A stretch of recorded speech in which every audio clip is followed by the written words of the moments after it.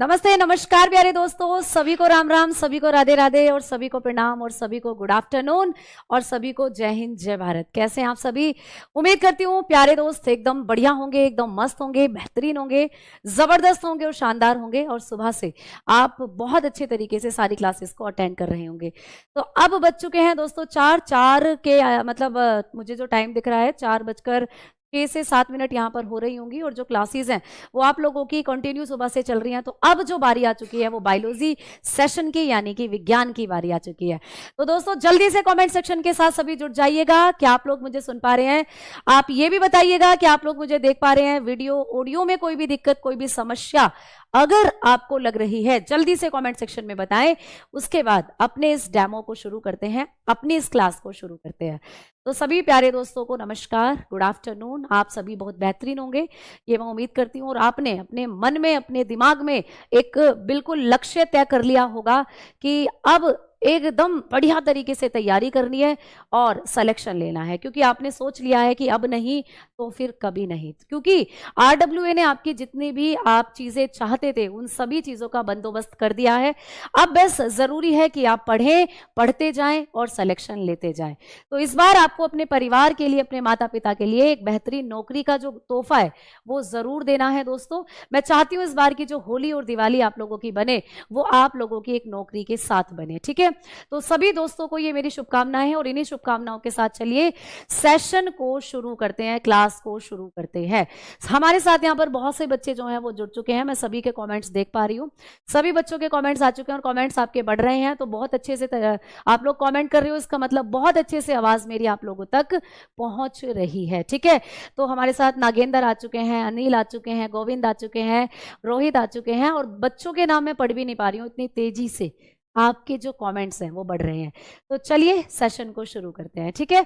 सबसे पहले हम लोग बात करेंगे कि मैम ये जो हमारा फाउंडेशन बैच है यानी कि रेल फाउंडेशन बैच, इस साइंस की तैयारी करना चाहते हैं तो यहाँ पर आपके लिए साइंस स्पेशल बैच भी है बेटा।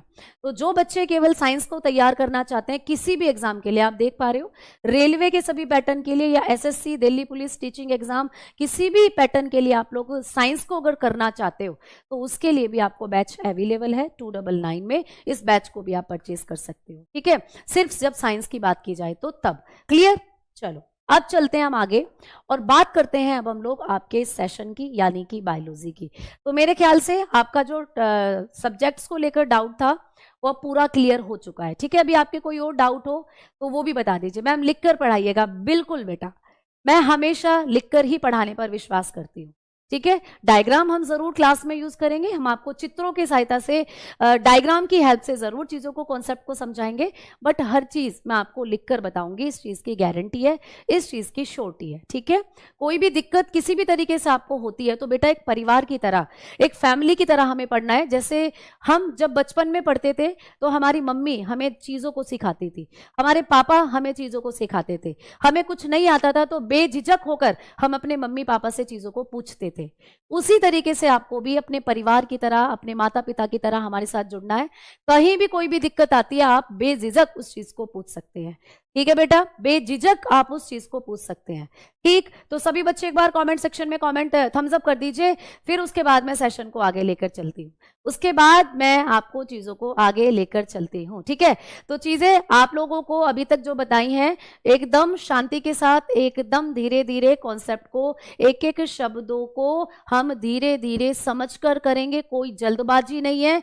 हर वो बच्चा जो इंग्लिश बैकग्राउंड का है, हर वो बच्चा जो हिंदी बैकग्राउंड का है, किसी को भी दिक्कत 1% नहीं होने दूंगी, ये मैं आपसे वादा करती हूँ बेटा, ठीक है?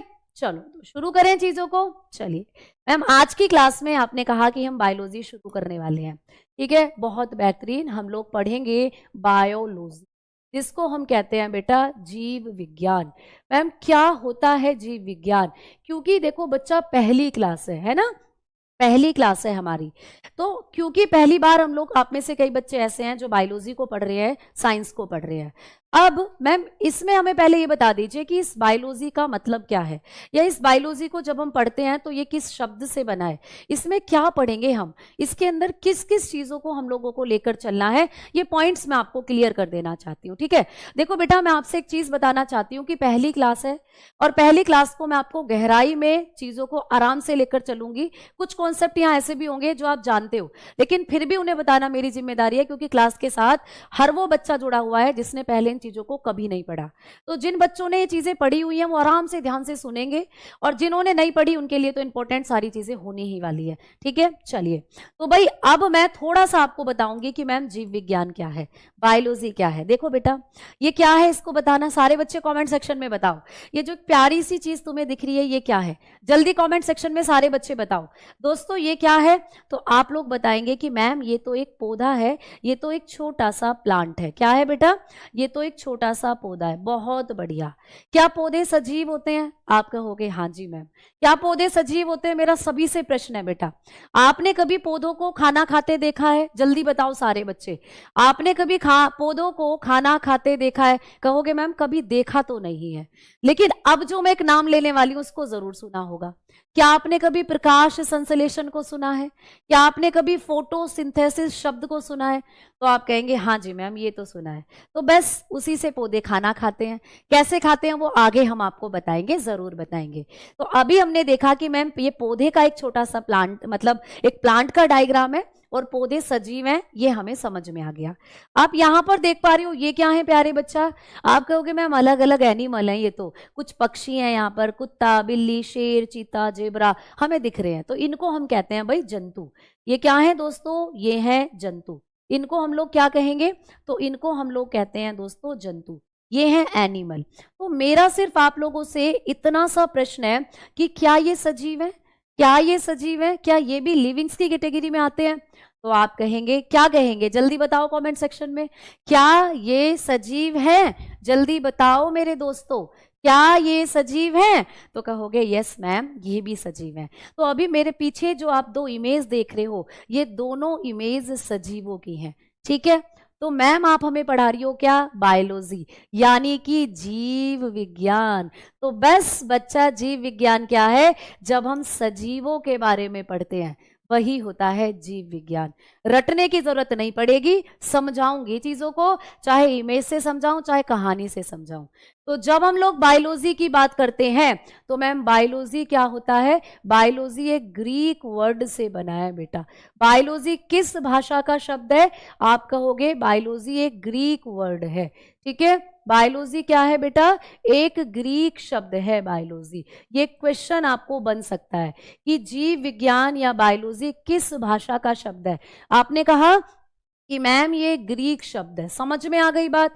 चलो अब मैम ये बायोलॉजी जो होता है ये कौन कौन से दो ग्रीक शब्दों से बना है, तो जब हम इस बायोलॉजी की बात करते हैं तो ये दो ग्रीक शब्दों से बना है। ठीक है, कौन कौन से शब्दों से बना है दोस्तों, एक शब्द है यहाँ पर बायोस, एक शब्द होता है दोस्तों बायोस। ठीक है, बायोस। अब मैं आपसे ही पूछूंगी कि बायोलॉजी क्या है, आपने समझ लिया ना कि ये भी सजीव ये भी सजीव। आप बायोलॉजी के बारे में पढ़ रहे हैं कि बायोलॉजी किस शब्द का, किस भाषा से बना हुआ शब्द है, एक ग्रीक वर्ड है, ग्रीक भाषा का शब्द है। ग्रीक एक भाषा है बेटा, जैसे हिंदी होती है, अंग्रेजी होती है, संस्कृत होती है, इंग्लिश होती है, वैसे ग्रीक एक लैंग्वेज है। तो मैम ग्रीक भाषा के कौन कौन से शब्दों से बनाई है बायोलॉजी, तो आप बताते हो दो शब्दों से बनाई है। दो शब्द आज आपके सपने में भी आते रहने चाहिए। तो ये बायोस और दूसरा शब्द होगा बेटा लोगस, दूसरा शब्द होगा लोगस। अच्छा मैडम, दूसरा शब्द हो जाता है मेरे बच्चों लोगस। तो बायोलॉजी दो शब्दों से बना है दोस्तों, एक वर्ड हो गया यहाँ पर बायोस एंड मैम दूसरा वर्ड हो जाता है यहाँ पर लोगस। अब ये तो हमें कुछ अजीब से लग रहे हैं, बायोस क्या होता है, बायोस मैम लोगस क्या होता है मैडम लोगस, इनके मीनिंग भी बता दो तो मजा आ जाए। तो इनके मीनिंग मैं आपको बताती हूँ, फिर आपसे पूछूंगी कि बायोलॉजी क्या है। ठीक है, चलो इनके मीनिंग मैं आपको बताती हूँ। अगर हम लोग बात करते हैं दोस्तों कि मैम बायोस का मतलब क्या होता है, तो बायोस का मतलब होता है मेरे दोस्तों सजीव, बायोस का मतलब होता है मेरे दोस्तों लिविंग। तो यहाँ पर बायोस का मतलब क्या है, लिविंग।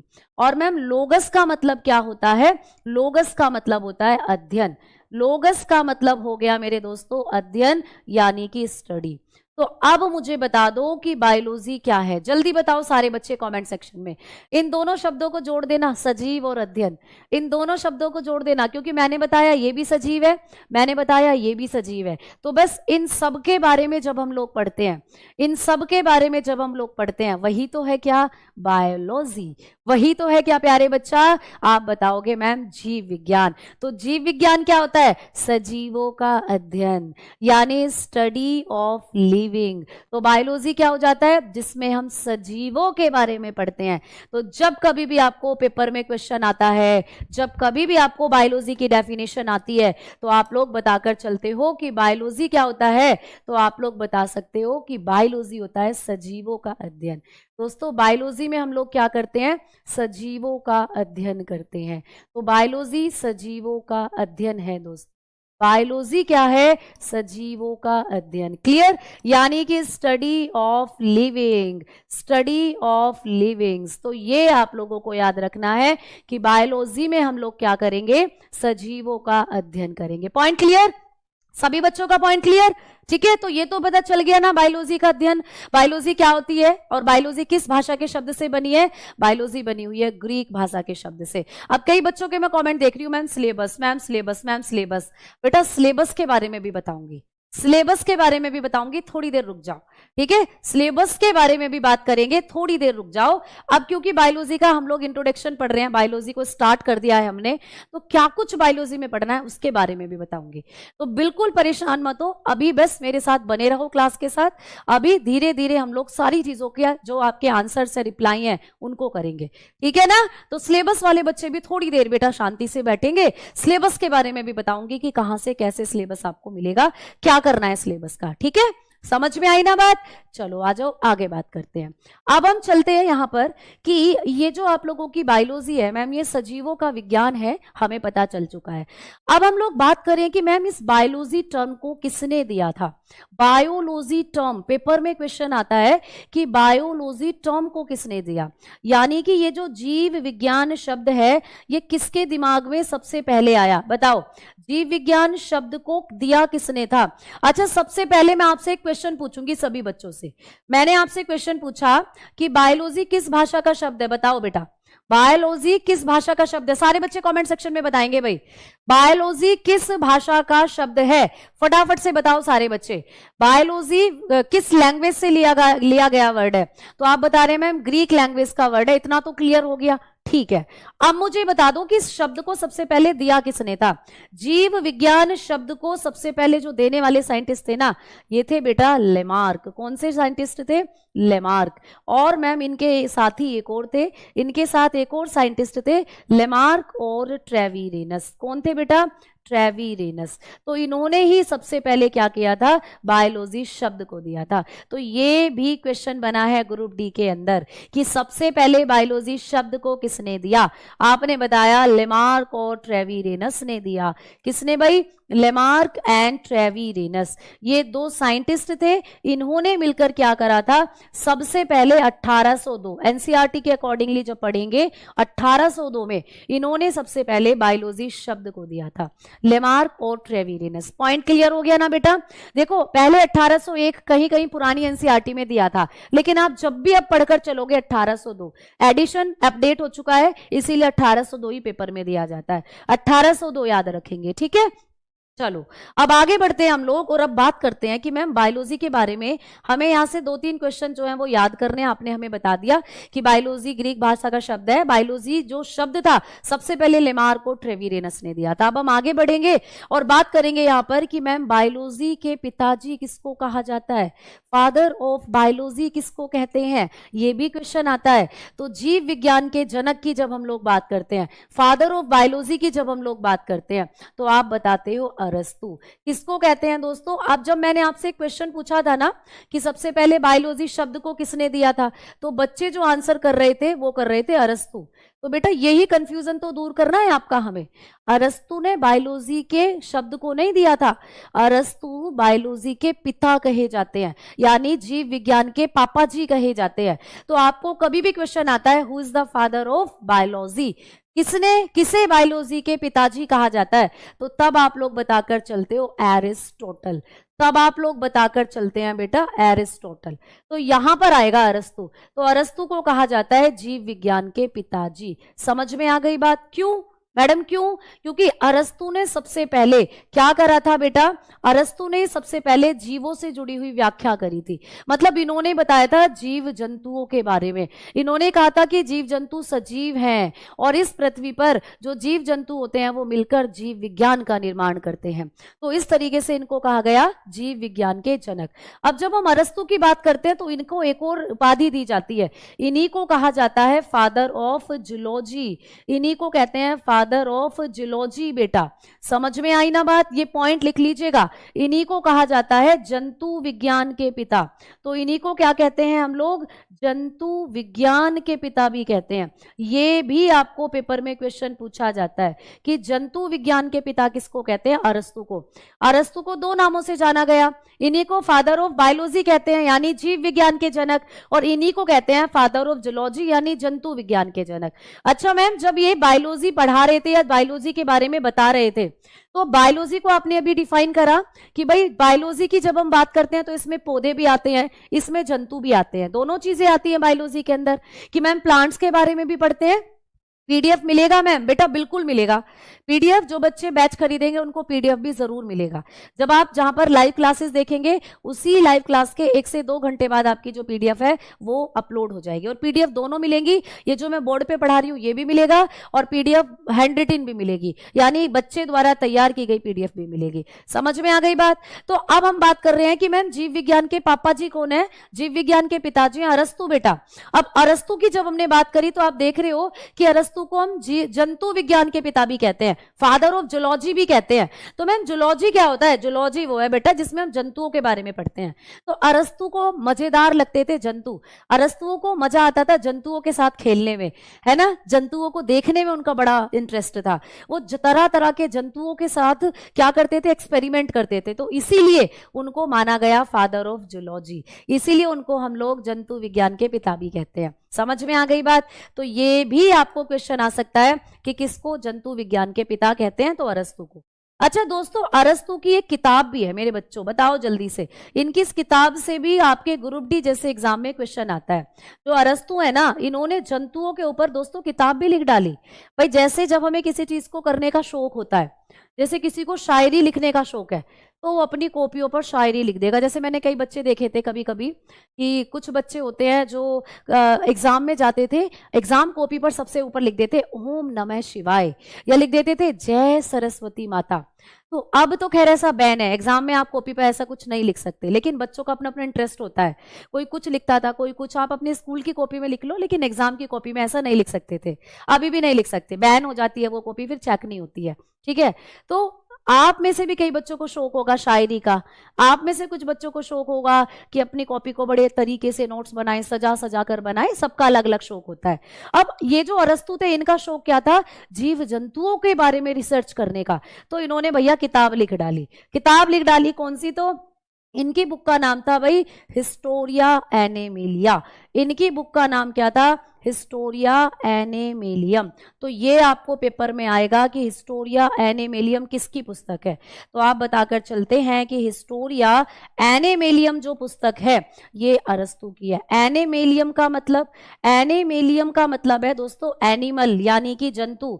तो इन्होंने अपनी इस बुक में लगभग 500 प्रकार के जंतुओं का वर्णन किया था। इन्हें जंतु इतने अच्छे लगते थे कि अपनी इस बुक में मतलब 500 प्रकार के जंतुओं का वर्णन किया।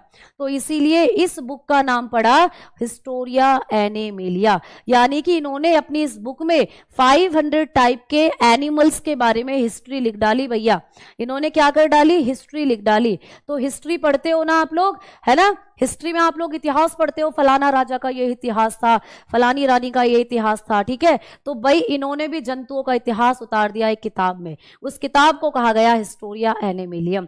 हिस्टोरिया का मतलब ये बेटा इतिहास, तो एनिमेलियम मतलब जंतुओं का इतिहास। तो इन्होंने जंतुओं के इतिहास के बारे में लिख डाला। तो आपको अरस्तु से इतने पॉइंट याद रखने हैं। अब चलो मेरे साथ आगे की तरफ बढ़ो। यहां तक कोई परेशानी तो मेरे ख्याल से किसी भी बच्चे को है नहीं। ठीक है, चलो आ जाओ भाई, आगे बढ़ लेते हैं।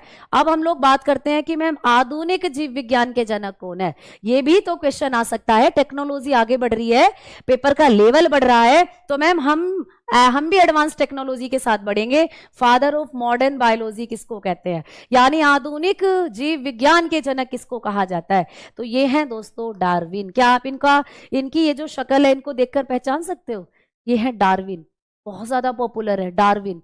याद करो 10वीं 9वीं 10वीं के उस चैप्टर को जहां मैडम हमें बड़ी मारती थी, मुझे तो ये चैप्टर आज तक याद है अपने जीवन में। मैडम याद करने को देती थी इतना लंबा चौड़ा वो लॉन्ग क्वेश्चन कि जिराफ के ऊपर याद करके लाओ, उपार्जित लक्षणों की वंशागति, विकास का सिद्धांत याद करके लाओ। उसे याद करते करते हमारा पूरा दिन गुजर जाता था। तो वही है ये साइंटिस्ट जो 10वीं 12वीं 9वीं 10वीं की क्लास में आपको देखने को मिलते हैं साइंस सेगमेंट में। तो डार्विन जो है इनको क्या कहा जाता है, इनको कहते हैं आधुनिक जीव विज्ञान के पिता। तो आधुनिक जीव विज्ञान के पिता कौन है, चार्ल्स डार्विन। कौन है दोस्तों, तो आप लोग बताकर चलते हैं चार्ल्स डार्विन। ठीक है, चार्ल्स डार्विन को कहा जाता है आधुनिक जीव विज्ञान के पिता। अच्छा, चार्ल्स डार्विन पर ना एक पूरा टॉपिक है आप लोगों का, एक पूरा चैप्टर है चार्ल्स डार्विन पर जो हम लोग पढ़ेंगे एवोल्यूशन वाले चैप्टर में। तो चार्ल्स डार्विन को क्या कहते हैं हम लोग, इनको आधुनिक जीव विज्ञान के जनक के रूप में जाना जाता है। अब मुझे यहां तक बताओ, मैं थोड़ा सा रुकूंगी यहां और जल्दी बताओ सारे बच्चे कि किसी को यहां तक अभी तक कोई दिक्कत। अगर मैं आपको चारों या 2-3 ये जो फादर बताए हैं आप इन्हें बता पाओगे। सबसे पहला पॉइंट मैंने आपको बताया था कि बायोलॉजी ग्रीक भाषा का शब्द है। बायोलॉजी के पिताजी कौन है, आपने कहा कि मैम फादर ऑफ बायोलॉजी होते हैं एरिस्टोटल, अरस्तु।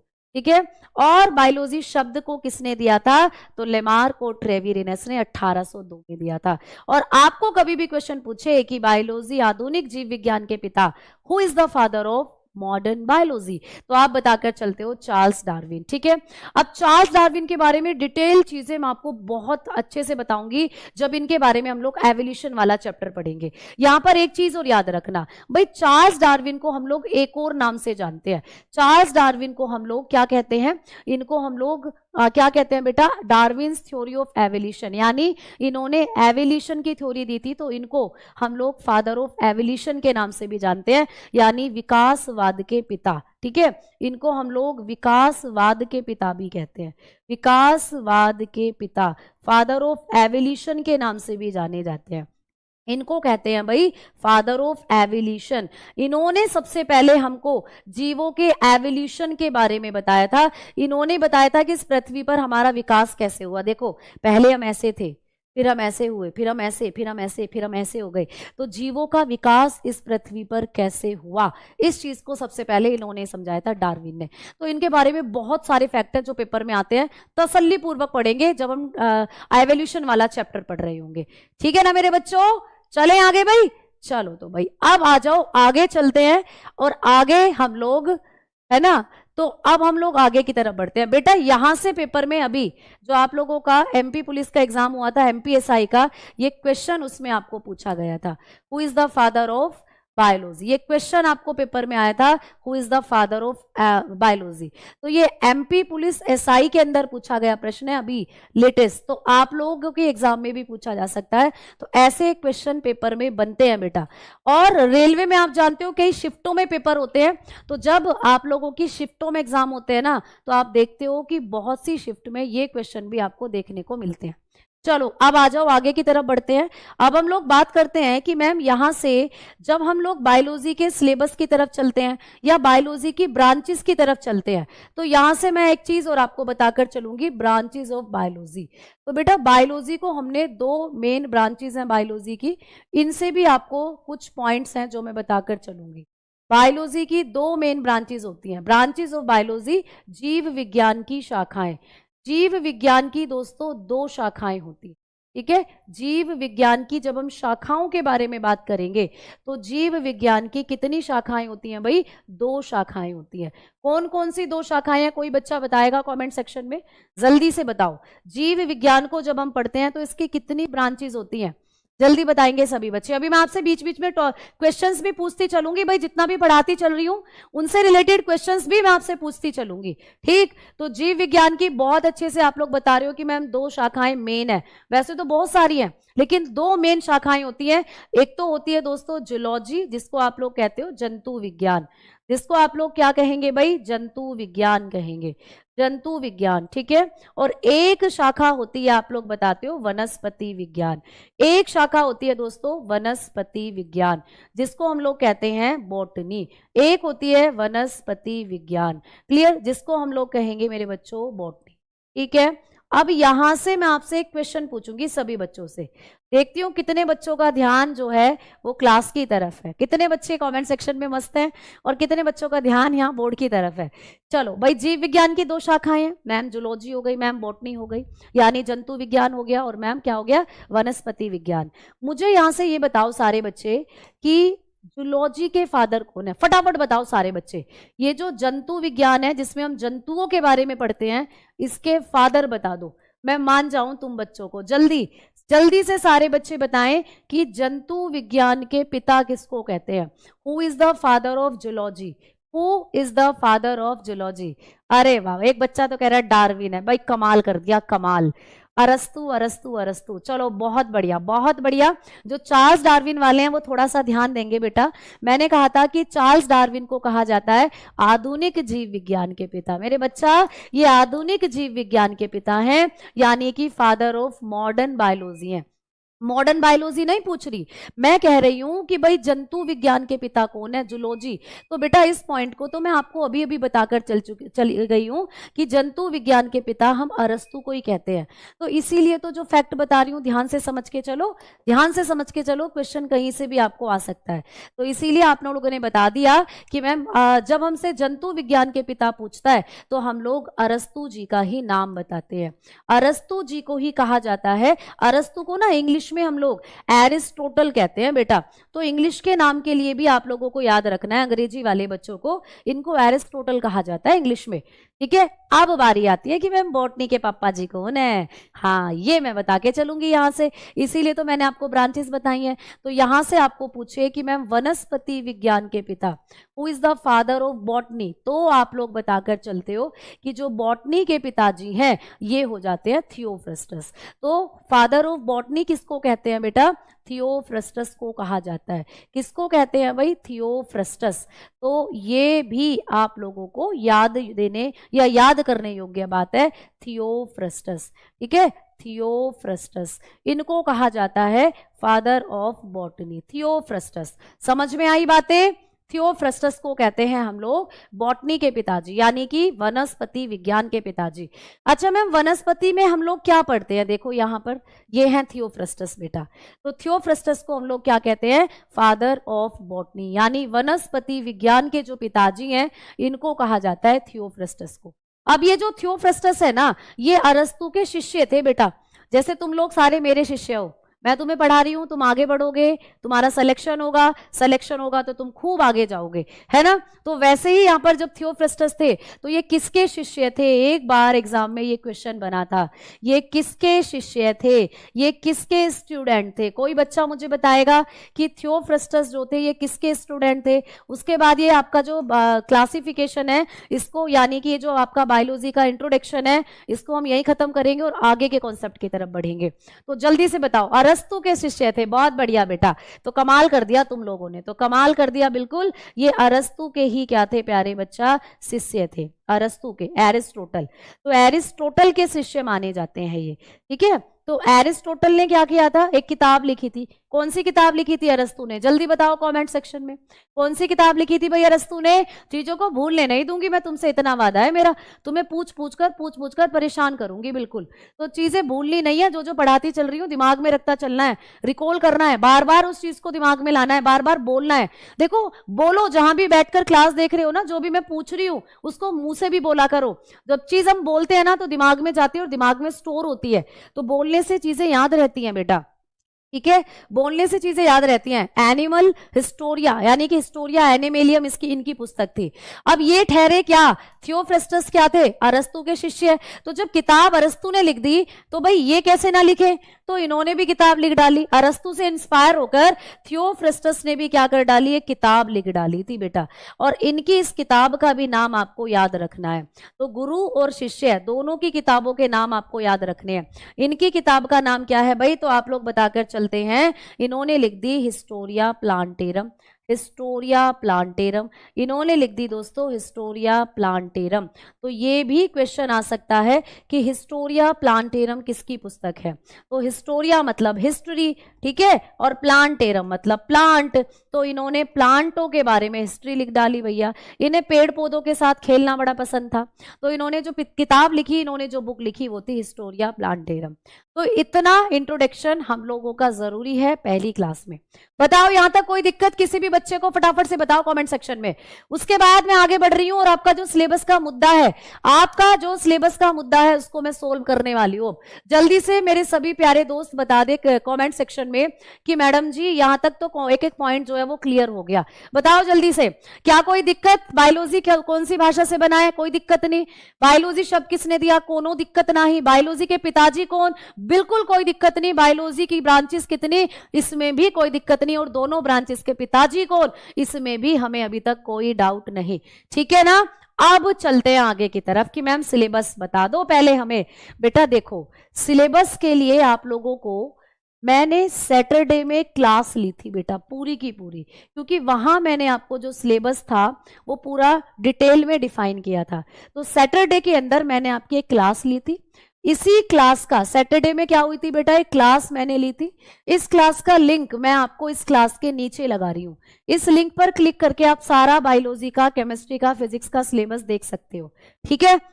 तो सिलेबस के बारे में मैंने और धर्मेंद्र सर ने सैटरडे में क्लास ली थी आपकी, वहां पर डिटेल में आपको सिलेबस को डिफाइन करा था। तो अब हम लोग क्या करेंगे, इसी क्लास की, ये जो डेमो क्लास आज आपकी चल रही है, इसी के नीचे अभी मैं लिंक लगवा दूंगी बेटा। उस लिंक को क्लिक करना, सारा तीनों साइंस का सिलेबस, तुम बायोलॉजी छोड़ो, तुम्हें फिजिक्स, केमिस्ट्री, बायोलॉजी तीनों का सिलेबस वहां मिलेगा। तो उस क्लास को देख लीजिएगा, उसके नीचे लिंक लगा हुआ है, वहां से पूरा सिलेबस आप लोग अच्छे से देख सकते हो। अब आ जाओ बात करते हैं अपने टॉपिक की, क्योंकि अब आप लोग जितने अच्छे से डिटेल में चीजों की तरफ बढ़ोगे उतने अच्छे से अपने सिलेबस को कंप्लीट कर पाओगे, कवर कर पाओगे। बात समझ में आ गई भाई, है ना। अब चलती हूं आगे की तरफ और आ जाओ आज बायोलॉजी का जो पहला टॉपिक है, रक्त, ब्लड, लहू, इसको पढ़ने वाले हैं दोस्तों। चलो तो भाई मेरे दोस्तों, एक ऐसा टॉपिक जो आपकी बॉडी के अंदर कूट कूट कर भरा है या नहीं, जल्दी बता दो कमेंट सेक्शन में सारे बच्चे। क्या कोई भी ऐसा बालक यहां बैठा है जिसके शरीर में ये टॉपिक कूट कूट कर ना भरा हो? आप कहोगे मैम टॉपिक तो कूट कूट कर नहीं भरा, लेकिन हाँ ब्लड कूट कूट कर भरा है। हमारी बॉडी में ब्लड कूट कूट कर भरा हुआ है। तो बेटा अब इस टॉपिक को कूट कूट कर मैं भर दूंगी। जिस दिन तुम ब्लड टॉपिक को कंप्लीट कर लोगे और कोई भी क्विज लगाओगे, कोई भी आप पेपर के क्वेश्चन उठाओगे, जहां से भी ब्लड आ रहा है, ब्लड से क्वेश्चन आ रहे हैं, तो उस दिन कहना कि मैम ये टॉपिक छूट गया। तो अब आ जाओ, इस ब्लड टॉपिक को कूट कूट कर तुम्हारे अंदर ना भर दूं तो कहना, ठीक है। चलो तो आ जाओ, अब शुरू करते हैं ब्लड को, शुरू करते हैं रक्त को प्यारे बच्चा। तो मानव रक्त की जब हम लोग बात करते हैं तो सबसे पहले हम लोग बात करते हैं कि ma'am what is the study of blood, ठीक है। आइए प्यारी सी एक हेडिंग डाल लेते हैं, ब्लड। अपनी कॉपी में आप लोग हेडिंग डालेंगे ब्लड यानी कि रक्त। तो चलिए भाई हम लोग जो है टॉपिक को करना शुरू करते हैं, ब्लड टॉपिक को करना शुरू करते हैं। सबसे पहले आप लोगों को क्वेश्चन बनता है व्हाट इज ब्लड। सबसे पहले क्वेश्चन बनेगा कि भाई रक्त क्या है। क्या कोई बच्चा बताएगा रक्त क्या होता है? तो आ जाओ, सबसे पहले हम लोग स्टडी की बात कर लेते हैं। आपके दिमाग में जब क्वेश्चन आया है कि मैम रक्त की स्टडी बता दो पहले, तो बेटा बिल्कुल रक्त के अध्ययन को हम लोग कहते हैं हेमेटोलॉजी। बिल्कुल शानदार। तो आप लोग बताते हो कि रक्त के अध्ययन को कहा जाता है हेमेटोलॉजी, ठीक है। हेमेटोलॉजी कैसे याद करें मैडम, हेमेटोलॉजी को कैसे याद करें? तो पहले लिखो हेमेटोलॉजी। रक्त के अध्ययन को क्या कहा जाता है दोस्तों? हेमेटोलॉजी कहते हैं रक्त के अध्ययन को। कैसे याद करें? हेमोग्लोबिन का नाम सुना है? सभी बच्चों ने हेमोग्लोबिन का नाम सुना होगा। हेमोग्लोबिन कहां पाया जाता है? सारे बच्चे कमेंट सेक्शन में बताओ, हेमोग्लोबिन कहां होता है? तो आप बताएंगे मैम हेमोग्लोबिन का नाम जरूर सुना है, हमारे खून में होता है। तो हेमोग्लोबिन एक ऐसा शब्द है जो सबको याद है। बस हेमोग्लोबिन रक्त में है और रक्त के अध्ययन को कहते हैं हेमेटोलॉजी। तो हेमो हेमेटो इसी से कोरिलेट कर लेना और ऑप्शन में पहचान जाओगे देखते ही कि रक्त का अध्ययन होता है हेमेटोलॉजी, क्योंकि आपको हेमोग्लोबिन पहले से ही याद है और हेमो मतलब हेमेटो और हेमो कुछ कुछ सेम सेम से वर्ड लग रहे हैं। तो रक्त से संबंधित जहां भी चीजें आएंगी वहां पर आपको हेमो टर्म जरूर मिलेगी। तो रक्त के अध्ययन को कहा जाता है दोस्तों हेमेटोलॉजी। अब बारी आती है कि मैम रक्त क्या है, रुधिर क्या है। तो प्यारे दोस्तों याद रखना कि जो रक्त होता है ये हमारे शरीर के अंदर पाया जाने वाला एक लिक्विड है। इतना तो सभी जानते हैं, ठीक है, इतना तो आप लोग सभी जानते हो, ठीक है। चलो चलो चलो बहुत बढ़िया। ग्रुप डी की क्लास नहीं चल रहा है, ग्रुप डी की क्लास ही चल रही है बेटा, रेलवे के लिए ही क्लासेस चल रही हैं, ठीक है। आप यहाँ पर जब क्लासेस के साथ जुड़े हो तो इस शोटी के साथ जुड़े हो कि आप लोग रेलवे के हर एग्जाम को क्रैक करोगे, और जहां बात साइंस की आती है वहां तो हर एग्जाम को आप लोग क्रैक करने वाले हो, ठीक है। हिम्मत रखो, विश्वास रखो, हिम्मत रखो, विश्वास रखो, हर नया दिन नई उम्मीद लाता है। हिम्मत रखो, विश्वास रखो, हर नया दिन नई उम्मीद लाता है। जो खुद पर यकीन रखे वही जीत पाता है। तो अपने ऊपर विश्वास रखना है कि आज इस क्लास के साथ जुड़े हैं और कल भी जुड़ेंगे और आगे जितनी भी क्लासेस के साथ जुड़ेंगे कुछ सीख कर जाएंगे, और सीख कर जाओगे तो पेपर भी क्लियर करोगे, और पेपर क्लियर करोगे तो सिलेक्शन ले जाओगे, और फिर देखना तुम्हारे गांव में, तुम्हारे शहर में तुम्हारा नाम होगा। क्योंकि जब हम नौकरी लग जाते हैं ना, सरकारी नौकरी, तो परिवार के जो 4 रिश्तेदार होते हैं ना वो भी हमारा नाम लेते हैं, वो भी हमारा एग्जाम्पल देते हैं अपने बच्चों को कि देख लग गया, वो देख लग गया, तू मत कर लेना कुछ भी। तो ऐसे ताने अभी आप सुनते होगे, लेकिन अभी जब तुम सिलेक्शन ले जाओगे तो ये ताने फिर दूसरे लोगों को सुनाई देंगे और आप एग्जाम्पल बनोगे कि देख उसकी तरह पढ़ ले, वो लग गया और तुझे भी लगना है। तो लोग, परिवार के रिश्तेदार सदस्य तुम्हारा एग्जाम्पल देकर अपने बच्चों को कह रहे होंगे कि लग जा नौकरी, वो भी लग गया। तो इसीलिए पढ़ाई करो मन लगाकर, ठीक है। चलो अब देखो इधर, जब हम लोग बात करते हैं बेटा कि जो रक्त होता है वो क्या होता है, तो आप लोग बताते हो कि रक्त एक संयोजी ऊतक है। बताएंगे रक्त एक तरल संयोजी ऊतक है। क्या है बेटा? तरल संयोजी ऊतक है। तो ये पॉइंट आपको पूछा जा सकता है कि रक्त किस प्रकार का ऊतक है। तो रक्त होता है एक तरल संयोजी ऊतक। तो बताएंगे blood is a liquid connective tissue. तो ब्लड क्या होता है बेटा? लिक्विड कनेक्टिव टिश्यू है। अच्छा मैम, यहां से हमें बहुत सी चीजें कंफ्यूज कर रही हैं। कैसे कंफ्यूज कर रही हैं?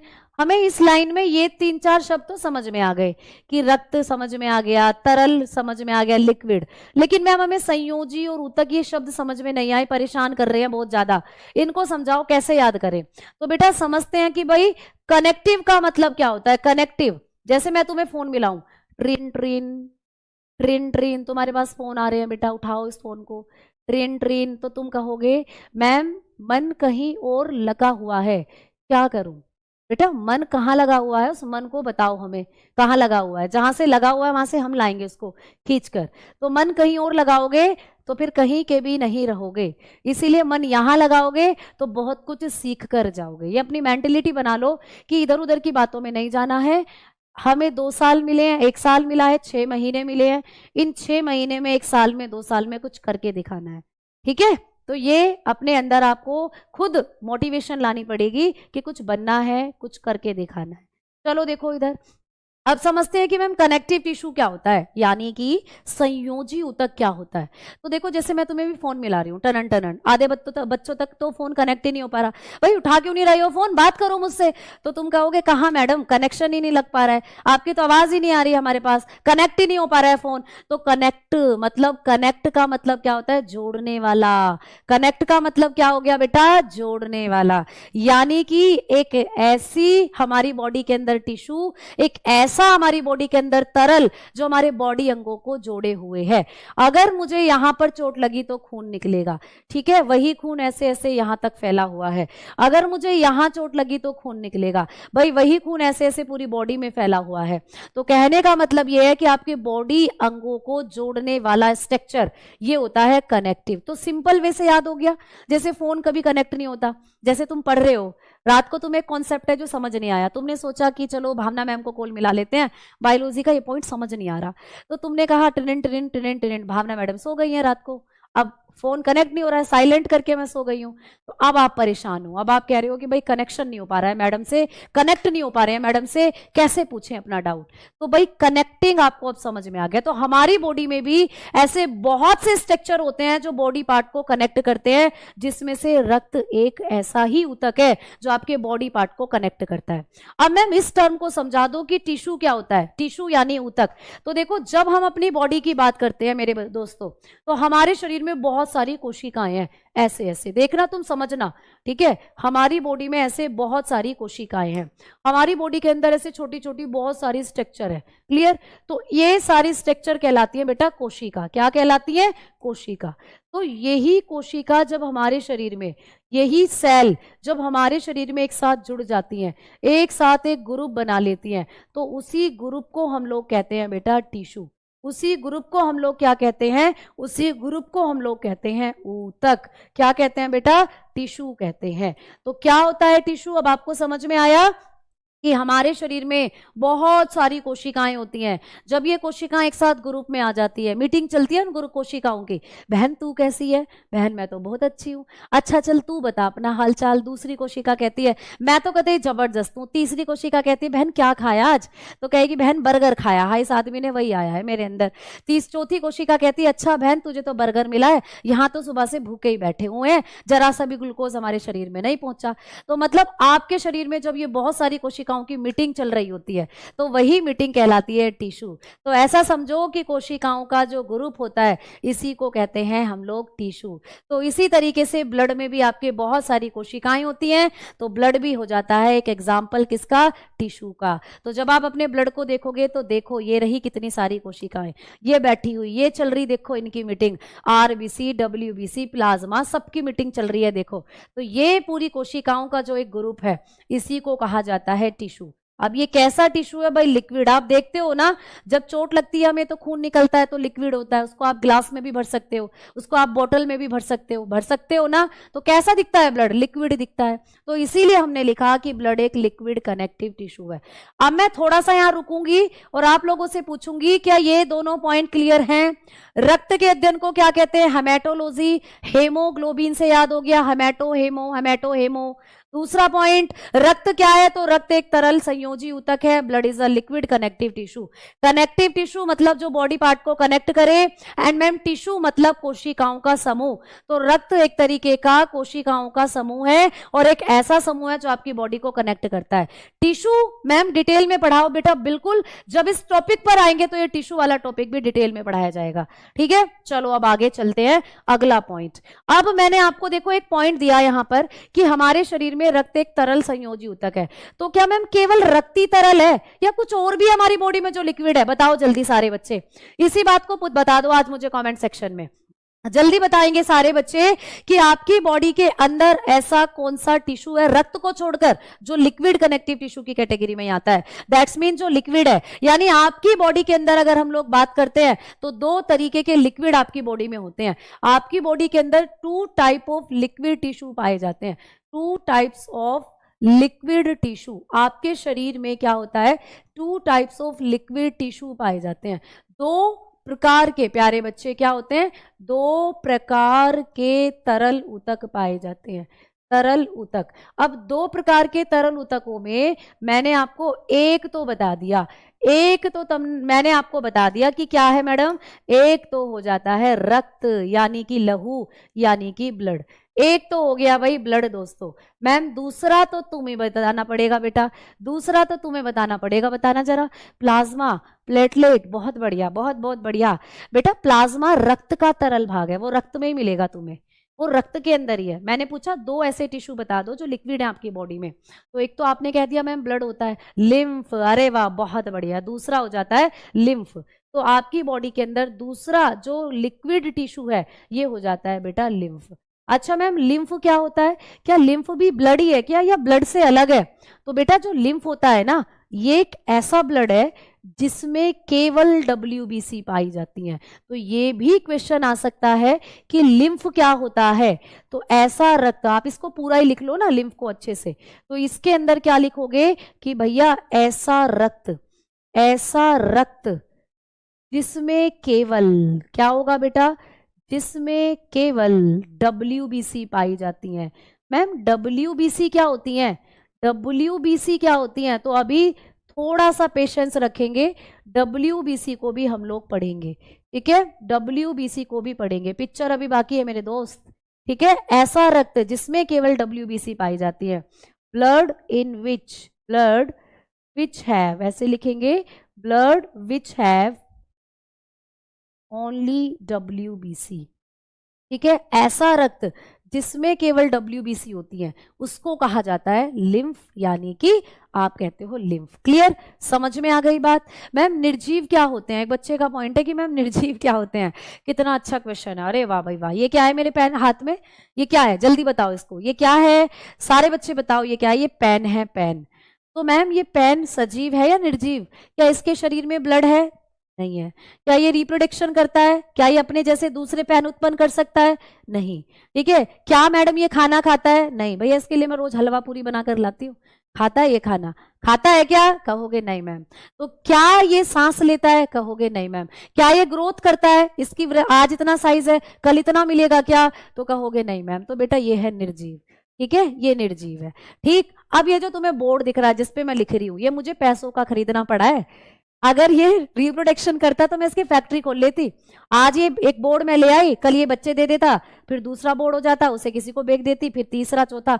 तो भैया ये निर्जीव है, ये रिप्रोडक्शन नहीं करता, ये बच्चे पैदा नहीं करता। तो वो चीजें जिनमें आपको वृद्धि, वो चीजें जिनमें आपको जनन यानी ग्रोथ, रिप्रोडक्शन, ठीक है, एंड आप लोग बताओगे मेटाबॉलिज्म यानी उपापचय, ये सारे क्वांटिटी देखने को मिले, सारी क्वालिटीज देखने को मिले, वो होते हैं लिविंग यानी कि सजीव। तो सजीव और निर्जीव का कॉन्सेप्ट भी आप आगे पढ़ोगे, ठीक है। फिलहाल आप लोगों ने देखा कि ये जो आप लोगों का ब्लड होता है ये भी लिक्विड कनेक्टिव टिश्यू है, और लिम्फ भी क्या होता है आपका, लिक्विड कनेक्टिव टिश्यू होता है, ठीक है। समझ में आई आप लोगों को बातें, बताओ जल्दी से, ठीक है। अच्छा, एक बच्चा कह रहा है कि हमारी बॉडी के अंदर टॉयलेट लिक्विड होता है, टॉयलेट लिक्विड होता है, एक बच्चा कह रहा है। अरे मेरे दोस्त टॉयलेट कोई टिश्यू है क्या, ये बता दो। टॉयलेट तो आपकी बॉडी में बनने वाला एक वेस्ट है बेटा, वो तो एक आपकी बॉडी के अंदर बनने वाला अपशिष्ट पदार्थ है जो आपके रक्त से ही छन कर आता है। अगर मैं आपके रक्त की बात करूं ना, आपके रक्त में पानी है बेटा, आपके रक्त में 90 से 92% पानी है। और जब आपका रक्त आपकी किडनी तक जाता है ना, ये किडनी है, ये रक्त आ रहा है, तो जब रक्त किडनी तक जाता है ना, किडनी कहती है रक्त से, भैया भैया तुम्हारे अंदर जितना भी पानी है मैं निचोड़ लूं, तो रक्त कहता है ले जा पानी ले जा। तो किडनियां उस रक्त से सारे पानी को फिल्टर करके बनाती है मूत्र, आपका मूत्र यानी यूरिन। तो मूत्र जो है वो कोई टिश्यू नहीं है बेटा, मूत्र तो आपकी बॉडी से निकलने वाला एक अपशिष्ट पदार्थ है, ठीक है ना। तो टिश्यू की जब बात होती है, जब हम लोग बात करते हैं किसकी, जब हम ऊतक की बात करते हैं, तो ये होते हैं आपके रक्त। और आप लोग बताते हो कि आपकी बॉडी में और भी कई तरीके के टिश्यू हैं, जैसे हड्डियां टिश्यू हैं, हड्डियां भी कनेक्टिव में आती हैं बेटा। देखो हड्डियां भी तो जोड़ रही है ना आपके बॉडी पार्ट को। आप लोगों का कॉर्टिलेज आता है, कॉर्टिलेज देखो ये रहा कॉर्टिलेज, ठीक है, कान आपकी सर से जो जुड़े हुए हैं कॉर्टिलेज से। तो ये अभी हम धीरे धीरे आगे जैसे बायोलॉजी के अंदर बढ़ेंगे, ये सारी चीजें मैं आपको पढ़ाती चलूंगी, ठीक है। समझ में आ गई बात, क्लियर। तो यहां तक कॉन्सेप्ट आपको समझ में आया, जल्दी से बताओ। बोर्ड का कलर चेंज रखिएगा प्लीज, ठीक है बेटा, कोई दिक्कत नहीं है। अगर इसमें दिक्कत है तो कल से देखते हैं ना, अभी अभी आपको और भी चीजें पढ़नी है बेटा। देखो थोड़ा सा मैं आपको इमेज दिखाना चाहती हूँ। आप लोग बड़े उत्साहित हो रहे होंगे कि मैम कैसे हमारी बॉडी के अंदर जो ब्लड है वो फ्लो करता है। तो देखो ये जा रहा ब्लड है ना, कैमरा लेके गई थी कल मैं तुम्हारी बॉडी के अंदर, ये ब्लड है। तो मुझे एक चीज बताना यहाँ से आप सभी बच्चे, ये जो ब्लड आपकी बॉडी के अंदर बह रहा है, फ्लो कर रहा है, मैम ये ब्लड क्या ऐसे पूरी बॉडी में भरा हुआ है ठूस ठूस कर, या हमारे शरीर में कुछ स्ट्रक्चर होती हैं जिनके अंदर ब्लड जो है वो फ्लो करता है? जल्दी बताओ, आपके शरीर के अंदर जो रक्त होता है वो किसके अंदर होकर बहता है, फटाफट बताओ। आपके शरीर के अंदर जो रक्त होता है, ब्लड होता है, वो किस में फ्लो करता है ये आपको बताना है। आपकी बॉडी के अंदर कौन सी संरचनाएं हैं जो रक्त को लाने ले जाने का काम करती हैं, कमेंट सेक्शन में बताएगा कोई बच्चा। तो आप लोग बताएंगे कि हमारे शरीर में, अगला पॉइंट आप लिख सकते हो कि रक्त के वहन के लिए, रक्त के वहन के लिए, ठीक है, वहन के लिए शरीर में क्या होते हैं बेटा, शरीर में रक्त वाहिकाएं पाई जाती हैं। क्या पाई जाती है मेरा बच्चा, रक्त वाहिकाएं पाई जाती हैं। तो शरीर में रक्त के वहन के लिए क्या पाई जाती हैं, रक्त वाहिकाएं पाई जाती हैं। ठीक है, आप लोग बताएंगे for transportation of blood, for transportation of blood. तो भाई ब्लड के ट्रांसपोर्टेशन के लिए, ठीक है, of blood, body have blood vessels, body have blood vessels. तो आपकी बॉडी के अंदर रक्त के वहन के लिए क्या पाई जाती हैं, ब्लड वेसल्स पाई जाती हैं, रक्त वाहिकाएं पाई जाती हैं। अब मैम ये रक्त वाहिकाएं क्या होती हैं, तो बच्चा आपने नाम जरूर सुना होगा रक्त वाहिकाओं का। रक्त वाहिकाएं होती हैं धमनी, बेटा नाम सुना है, बस इतना बता दो, नाम सुना है, परेशान नहीं होना। धमनी जिसको हम लोग कहते हैं आर्टरीज, बच्चा जिनको हम लोग कहते हैं आर्टरी, ठीक है। और मैम दूसरी होती है शिरा, परेशान नहीं होना, बस इतना बता दो मुझे, नाम सुना है आप लोगों ने, कमेंट सेक्शन में बस इतना बता दो बेटा, वेन्स, ठीक है, वेन्स। और तीसरी होती है केशिका, केशिका है ना, तीसरी होती है मेरे बच्चों केशिका, कैपिलरीज, तीसरी हो जाती है कैपिलरीज।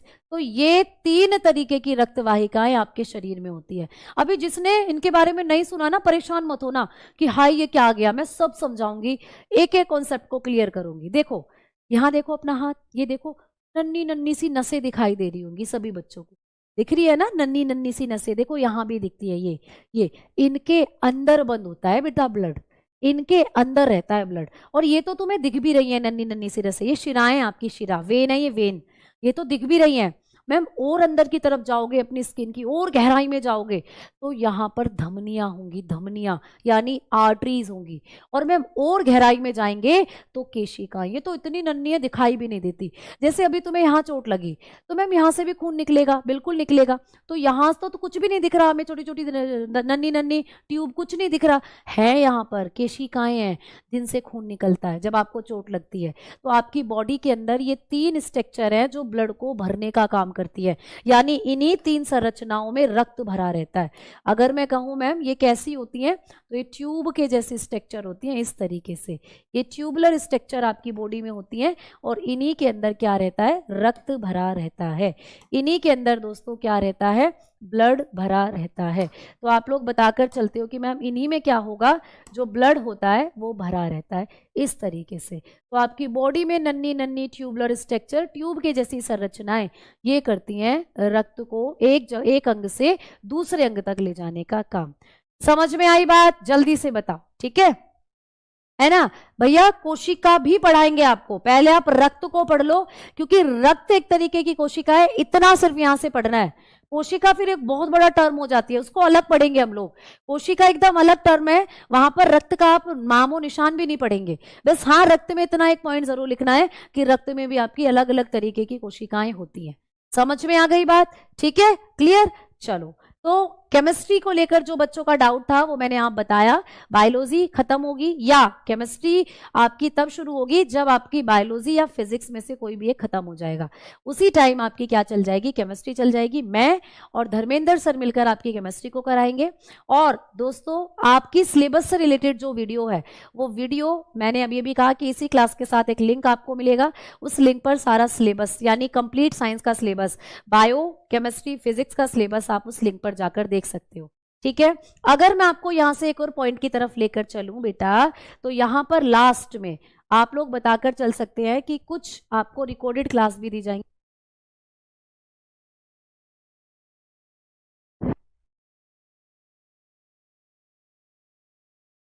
तो देखो ये क्लासेस आप लोग रिकॉर्डेड फॉर्म में लेंगे बेटा, ये सारी क्लासेस आपको रिकॉर्डेड फॉर्म में दी जाएगी। कई बच्चों का डाउट था कि मैम रिकॉर्डेड क्लासेस के बारे में और हमें बता दीजिए कि ऐसी कौन कौन सी क्लासेस हैं जो रिकॉर्डेड के तौर पर हम लोगों को दी जाएंगी, अवेलेबल कराई जाएंगी। तो ये आप लोगों का क्या है, रिकॉर्डेड क्लासेस हैं जो आपको दी जाएंगी। ठीक है, समझ में आ गई बात। तो उम्मीद करती हूँ क्लास आप लोगों को अच्छी लगी होगी बेटा, क्लास आप लोगों को समझ में आई होगी। ठीक है, और ऐसे ही थोड़े थोड़े कॉन्सेप्ट के साथ आगे बढ़ेंगे, क्योंकि एक ही क्लास में जब बहुत सारे कॉन्सेप्ट आप लोग पढ़ लोगे तो चीजों को फिर रिकॉल करने में, रिवाइज करने में दिक्कत हो सकती है। इसीलिए आपके लिए आज की इस क्लास में जितने भी कॉन्सेप्ट मैंने पढ़ाए हैं वो कल आपको याद होने चाहिए, और कल यहां से आगे की तरफ हम लोग बढ़ेंगे। उम्मीद करती हूँ क्लास आपको समझ में आई होगी प्यारे बच्चा। ठीक है, तो यहां पर जो चीजें हैं वो इस तरीके से आप लोग समझकर और लेकर चल सकते हैं। तो जय हिंद, जय भारत, नमस्ते, नमस्कार। एक प्रश्न जो मैं आपसे पूछना चाहती हूं, जो आप सभी को कमेंट सेक्शन में बताना है बेटा। बस एक प्रश्न मैं आप लोगों से पूछना चाहती हूं, जो आप लोगों को कमेंट सेक्शन में कमेंट करके बताना है, मैं यहीं लिख देती हूं। ठीक है, हमारे आप रिसर्च करिएगा कि रक्त का लाल रंग किसकी वजह से होता है, रक्त का लाल रंग किसकी वजह से होता है। ठीक है, तो आपको बताना है कि रक्त का लाल रंग किसके कारण होता है, ये कमेंट सेक्शन में बताना है आप लोगों को। तो सभी बच्चे कमेंट सेक्शन में बताएंगे कि रक्त का लाल रंग किसकी कारण होता है। ठीक है, red colour of blood, clear. तो due to what, red colour of blood. तो ब्लड का रेड कलर किसकी वजह से होता है, ये आपको कमेंट सेक्शन में कमेंट करके बताना है। और कल की क्लास में जो बच्चा सही कमेंट करेगा, ठीक है, मैं सभी के कमेंट पढ़ूंगी बेटा, और कल की क्लास में हम इसका आंसर भी बताएंगे कि क्या होगा सही। ठीक है, तो आपके बॉडी के अंदर जो ब्लड है इसका रेड कलर किसकी वजह से होता है, कमेंट सेक्शन में बताना है। तो दोस्तों पढ़ते रहिए, आगे बढ़ते रहिए। जय हिंद, जय भारत, सभी को नमस्ते, नमस्कार।